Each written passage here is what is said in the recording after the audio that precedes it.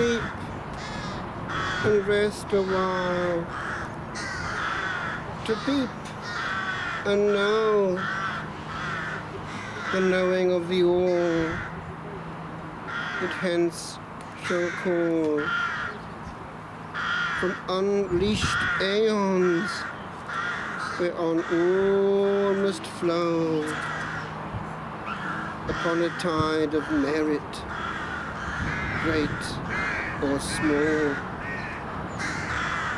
To sleep, I say, and open wide these eyes, long fastened to the glister of an hour. To sleep and peep beyond these western skies into a land whereon no hand hath power. This is the yell, but telling, made of stone.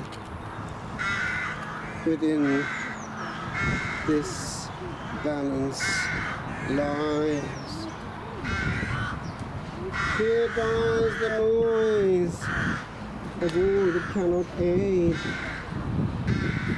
Here, stark, alone, the nude and crude inspector stands in poise upon a scale,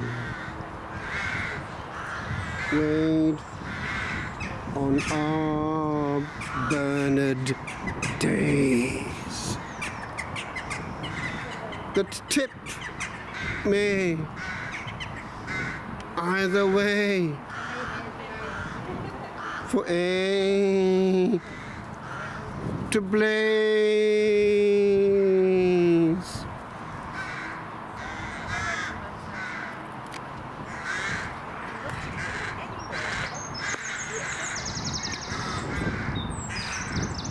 W.B. Yeats's great-grandfather was the first rector of this church, the longest rector, and he was obviously a man of culture.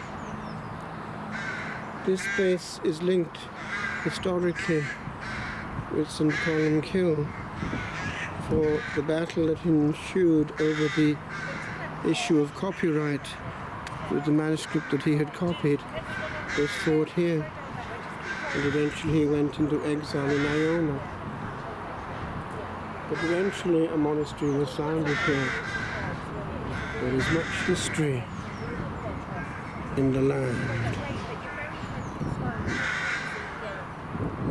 All these souls have one thing in common. They stand before eternity.